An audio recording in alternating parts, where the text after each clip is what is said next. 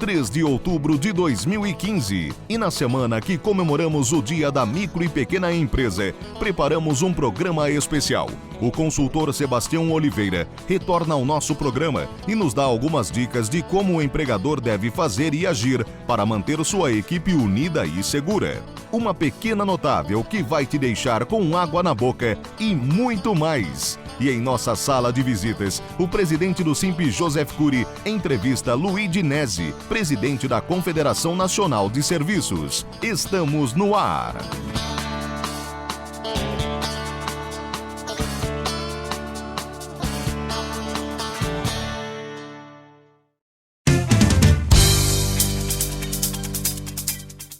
O índice de desemprego no Brasil chega agora a 8,3%, segundo apurado pelo IBGE. Se considerarmos então a força de trabalho, ou melhor, as pessoas em idade de trabalho, mas que estão fora da força de trabalho, chegamos a 38,7%. Portanto, duas grandes preocupações no que diz respeito ao trabalho e ao emprego. A importância da manutenção do que já existe e a possibilidade de geração de novos empregos para aquelas pessoas que estão entrando e que vão entrar no mercado de trabalho, para não termos uma situação de subemprego ou empregos precários, atividades precárias para a população brasileira. Para isso, todos devem ser criativos. Devemos estar atentos à dinâmica da sociedade, à dinâmica da relação entre capital e trabalho, estimulando o diálogo e a negociação. O próprio Poder Judiciário, o Poder Executivo e o Legislativo devem estar atentos a essa nova realidade, essa situação de desemprego crescente e essa nova dinâmica dentro da relação capital e trabalho. Também estimulando a negociação. O negociado deve realmente atender sempre os anseios de empregados, mas também de empregadores. Unir a questão da necessidade, mas também a da possibilidade. Como disse o próprio Poder Judiciário, tem que estar bastante atento a isso. Não é com engessamento simplesmente de normas, com a desconsideração sumária de personalidade jurídica das empresas, desviando a própria função de algumas reclamações trabalhistas, que nós vamos estimular a manutenção e, pior, não vamos estimular a geração de novos empregos. No que diz respeito à microempresa e à empresa de pequeno porte, e especificamente à microindústria e à indústria de pequeno porte, a relação também deve ser revista. Veja, a situação dessa categoria econômica, a relação da categoria econômica da micro e da pequena indústria com o seu trabalhador é completamente diferente da relação que existe entre capital e trabalho em outras empresas de grande porte. Portanto, principalmente nessa atividade, deve-se estimular o diálogo, a negociação, as normas específicas na relação entre as empresas de pequeno porte e o seu trabalhador. Este é o trabalho do Simp, defendendo essa categoria econômica, não só nos interesses das empresas, mas também no interesse do próprio trabalhador. E é por aí que nós vamos trabalhar.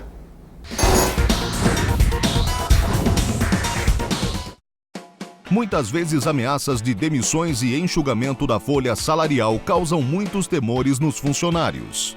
O consultor Sebastião Oliveira retorna ao nosso programa. Confira. É muito ruim, como a gente costuma dizer, dar notícias ruins a conta-gotas.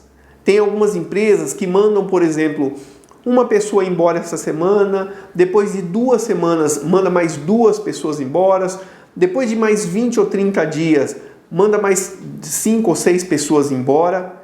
Isso causa um clima muito ruim, ao mesmo tempo de desânimo, de desconfiança, de medo. Então, se você tiver que dar a notícia de desligamento, tente fazer isso numa única vez.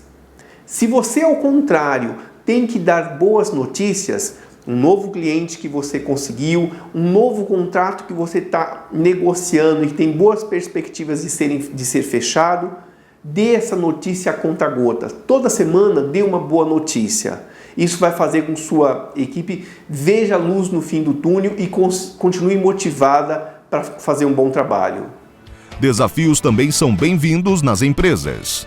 Coloque o desafio para essas pessoas da sua equipe. Como a gente pode produzir mais com menos recursos que agora a gente tem?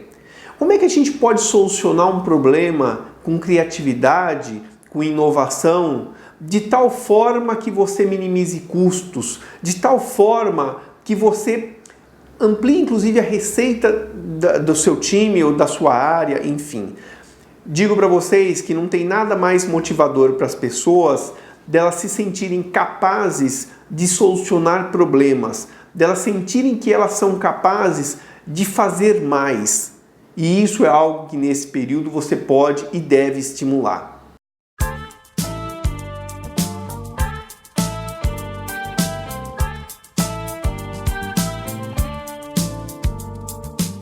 Os alunos do terceiro ano de Mecatrônica Integrada da ETEC, Martin Luther King, foram habilitados para representar o Brasil na 21ª edição da Competição Internacional de Ciências Matemática, Habilidades Mentais e Eletrônica, que ocorre de 14 a 17 de novembro deste ano na Índia. Os próprios estudantes resolveram criar uma campanha. Para quem puder e quiser colaborar, as contribuições poderão ser realizadas pela internet, através do site www.vaquinhaconk.com.br.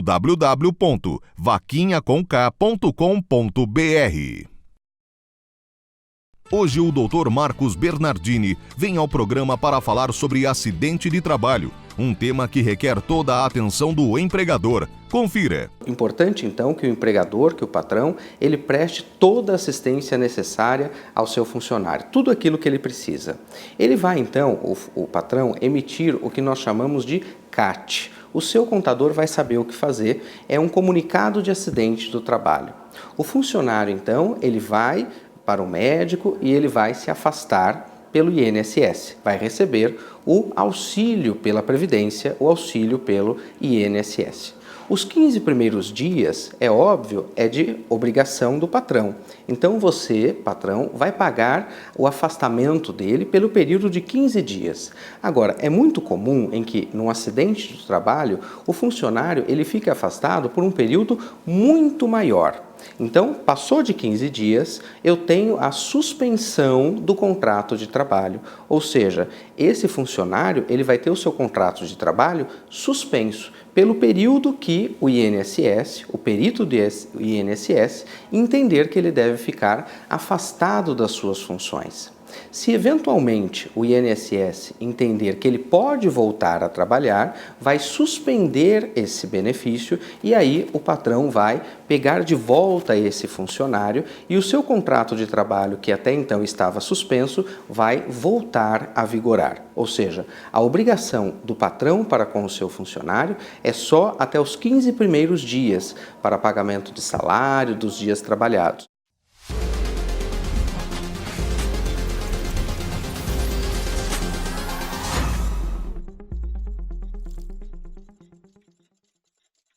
A história da nossa pequena notável começa em 1997, com a fabricação de biscoitos caseiros, utilizando receitas originalmente italianas.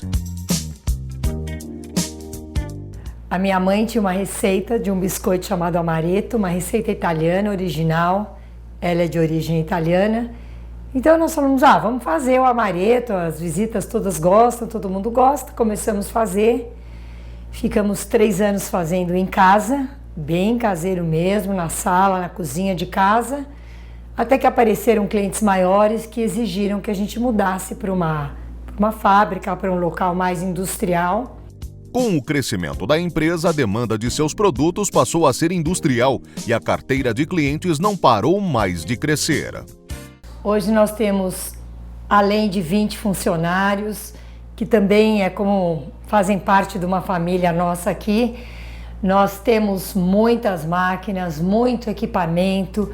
Além dos tradicionais biscoitos aromatizados, como os de canela e laranja, eles fabricam pães de mel e mini brownies de chocolate. Nós fazemos um pão de mel bem pequenininho. Eu acho que é a única empresa que faz um pão de mel mini como o nosso. É uma receita muito especial, muito saborizada, ela tem muitos ingredientes e ele é coberto com chocolate amargo.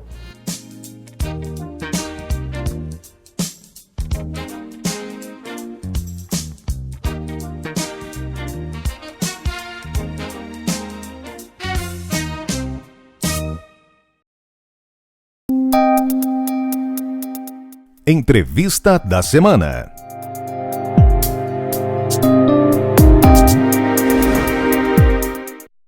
O nosso convidado de hoje é o Dr. Luigi Renzi, que é o presidente da CNS, que é a Confederação Nacional de Serviços. É um prazer tê-lo conosco. Prazer é meu, Cury. Obrigado pelo convite. Nosso prazer. A crise chegou à área de serviço? Infelizmente, Cury, chegou. Nós estamos vendo já uma diminuição do emprego. O setor de serviço sempre foi o campeão do emprego, né, no país, mas já chegou nas portas do nosso setor e o setor está agora demitindo, infelizmente. E economicamente está diminuindo a participação, inclusive no próprio PIB. Quais são as saídas na sua avaliação? Bom, não dá para ser um definidor das regras gerais daquilo que pode acontecer. Nós temos algumas contribuições que foram feitas ao governo ao longo desses anos. Algumas foram tomadas, outras não foram tomadas, mas a gente tem participado e não somos, uma coisa eu posso dizer, o setor de serviços não está omisso nessas questões da economia. Indiscutivelmente. Então estamos sempre apresentando. Uma das propostas, por exemplo, que a gente colocou e venho defendendo há tantos anos, há 15 anos, que é a desoneração do emprego. Nós gostaríamos que o emprego fosse desonerado. Mas não em benefício só do setor de serviço, Cury. A gente quer que o emprego seja desonerado para todos os setores, para a indústria, para o serviço, para a agricultura, para o comércio, para todos. E a nossa proposta é acabar com os 20% do INSS sob folha de pagamento e transformar isso numa contribuição previdenciária sobre movimentação financeira. Aquele P de provisório da CPMF seria previdenciária para a contribuição de movimentação financeira, e com uma alíquota hoje de 0,89, a gente conseguiria... 0,89? 0,89, a gente conseguiria arrecadar tudo aquilo que hoje é arrecadado sobre a folha de pagamento. Essa é uma proposta que parece que o governo, inclusive, está querendo colocar em discussão hoje, né? Pelo menos foi feita hoje uma proposta de criar uma CPMF com 0,2% que vai canalizado para a Previdência. Você tem outros projetos também referentes às sugestões de fundo de garantia, enfim, uma série de outros projetos Sim. Nesse sentido. Qual é a sua proposta de fundo de garantia? Por exemplo, o fundo de garantia. Como é que a gente poderia melhorar essa situação de aumentar a participação no fundo dos empregados e melhorar, inclusive, o rendimento do fundo? Uma das propostas que seria aumentar o rendimento dos depósitos do Fundo de Garantia já foi aprovada, inclusive, no Congresso, pelo menos na Câmara. Não é essa a proposta que a gente gostaria. A gente gostaria que fosse também diminuído. Uma parte é aumento dos juros, uma outra parte é diminuição dos custos do FGTS. Você sabe que a Caixa Econômica Federal arrecada 1% sobre o total do FGTS como despesa, né, para administrar um fundo de 400 bilhões de reais, que são 4 bilhões por ano que são recebidos pelo VED. Eu acho que se eu oferecer para você administrar um fundo de 400 bilhões, eu acho que você não vai cobrar 1% ao mês, né? 1% ao ano. Com toda certeza não cobrarei, então, mas já que você não vai propor, então fica só no... Então, eu acho que hoje com 0,2% já seria um suficiente para a Caixa administrar. Então, com essa diminuição da taxa administrativa do fundo e mais uma remuneração que seria metade daquilo que foi aprovado no Congresso, a gente conseguiria melhorar o rendimento. Outra tese é nós acabarmos com o saque na demissão dos funcionários. O que isso representaria? Hoje os funcionários, quando tem, e quem está me ouvindo sabe disso, se tem um pouco de dinheiro no FGTS e está devendo um juro de 15% ao mês no seu cheque especial ou no seu cartão de crédito, a primeira coisa que ele vai fazer é tentar retirar o dinheiro do FGTS para pagar ou a dívida ou para eventualmente fazer algum investimento dentro da sua necessidade. E vai pedir para o patrão, primeiro pede para o patrão, você me manda embora que eu faço isso. Alguns patrões, alguns não aceitam, mas o que ele faz normalmente quando não aceita é criar alguns problemas para serem mandados embora e é demitido. e assim ele levanta todo o FGTS. A gente gostaria que isso não acontecesse, porque isso também reflete depois no seguro-desemprego que tem que ser pago para o funcionário nesse aspecto. Então a gente gostaria de criar um sistema de saque feliz, que ele recebe 50% do FGTS todo ano no seu aniversário, ele possa sacar isso do FGTS. Então não precisa pedir dispensa nem nada, automaticamente ele poderia sacar 50% daquilo que tem depositado. Isso facilitaria a vida de todo mundo, inclusive e aumentaria os recursos no FGTS. Existem várias áreas na área de serviço que, na sua avaliação, devem ser incentivados. E tem várias áreas. Uma delas... A que você mais destacaria qual é? Eu acho que uma delas na área de serviço que pode incentivar, tem que ser incentivada no sistema de políticas públicas para que isso seja feito, eu acho que é o turismo. O turismo, nós temos hoje 5 a 6 milhões de turistas anos, que são 30 anos que isso não muda, né? No Brasil. No Brasil. E é uma coisa lamentável, porque o tamanho do Brasil, o tamanho atrativo turístico que tem o Brasil, nós poderíamos estar hoje com um programa de 20 a 25 milhões de turistas ano por ano. Para isso precisa definir claramente, você não pode pegar os parcos recursos que o Ministério do Turismo tem e dividir por 5 mil municípios. Nós temos que concentrar em algumas cidades, em algumas regiões e aplicar esses recursos. Polos de turismo. Polos de turismo, como existe no mundo inteiro, né? Os Estados Unidos tem 5, 6 cidades que são atrativos turismo. Não é todo o país que é turismo. Na Europa é a mesma coisa, na França, na Itália, etc. Então, nós teríamos que canalizar isso. E para isso, se você canalizar e transformar isso num projeto, isso beneficiaria a indústria, beneficiaria o comércio, beneficiaria o serviço como um todo. E nós, com isso, atraríamos. E a nossa balança comercial na área de serviço, você sabe que é deficitária, sempre foi deficitária, há mais de 50 anos que é deficitária e continua deficitária. Com isso, a gente diminuiria, inclusive, esse déficit comercial. Existem políticas, e me parece que você tem se colocado claramente contra qualquer tipo de incentivo. É isso mesmo? Olha, não é interpretação equivocada? Qual a tua avaliação? Veja bem, o incentivo, você tem que canalizar alguma coisa para alguma coisa objetiva e de curto prazo. Você não pode dar um incentivo, um benefício social para todos e para sempre, né? Nós temos benefícios sociais hoje que são dados, mas que tem que ter um fim para aquilo, né? Ou pelo menos você tem que conseguir fazer com que as pessoas recebam esse benefício e depois consigam galgar um outro posto sem os benefícios. A mesma coisa é uma atividade. Você pode fazer políticas de curto prazo para eventualmente incentivar algum setor que está com problemas ou pelo menos precisa ser incentivados porque não tem ainda mercado suficiente. Mas como um todo, você criar um processo sempre de incentivo para alguns setores em detrimento de outros, eu acho que não. Acho que tem que ser, se tem que ter financiamento para o setor produtivo como um todo, serviço, agricultura, etc., você tem que ser para todo mundo e com mesmas condições. Tem que ser republicano. Tem que ser, não digo republicano, tem que ser o processo que as pessoas sabem, olha, você vai no banco X, você vai receber um benefício de financiamento se você fizer determinadas atividades. Ou seja, para qualquer um. Para qualquer um. Não em detrimento, em benefício de outro. Nós fizemos agora, recentemente, um processo de desoneração da folha de pagamento, você viu. Aconteceu o quê? Esses custos foram colocados em cima de outros setores e não temos a conta para pagar agora. Dinheiro para pagar as contas, né, que o governo está precisando.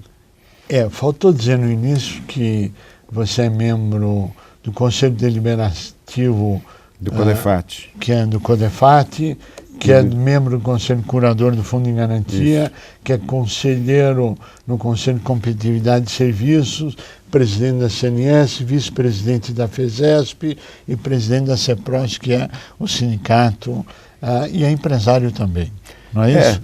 Ainda, né? Ainda porque...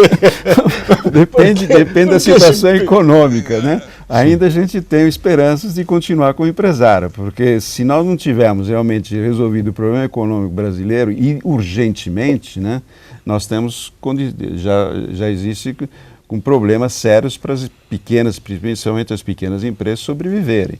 Hoje, quem mantém o emprego ainda é a pequena e microempresa. Você sabe disso. Você é um defensor, mas que está em queda. Está em queda. E o setor de serviço também. Hoje, os maiores empreendedores e de pequenos e médios empresários são do setor de serviço.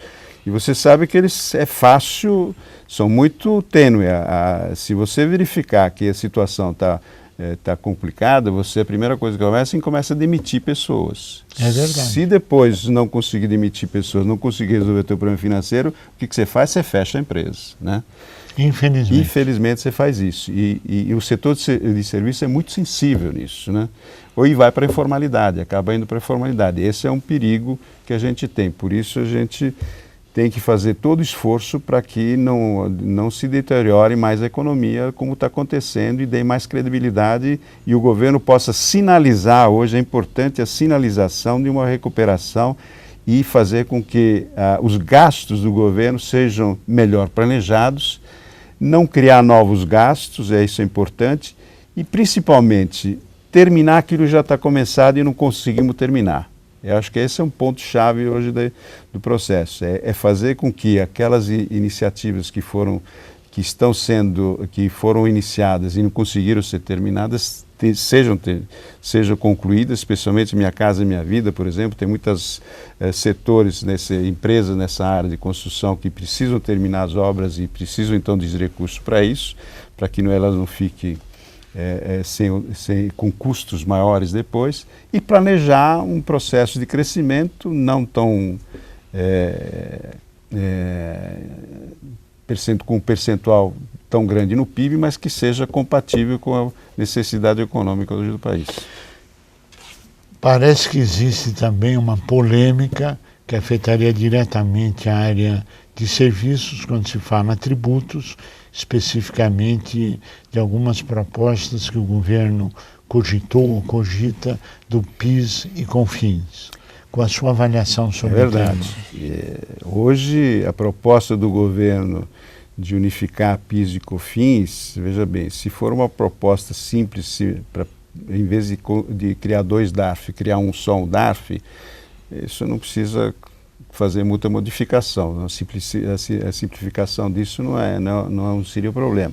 O problema é se essa união crie um percentual que vai criar problemas para o setor de serviço. Ou seja, aumenta a carga tributária. Porque a maioria do setor de serviço, quem está no lucro presumido, é cumulativo, né?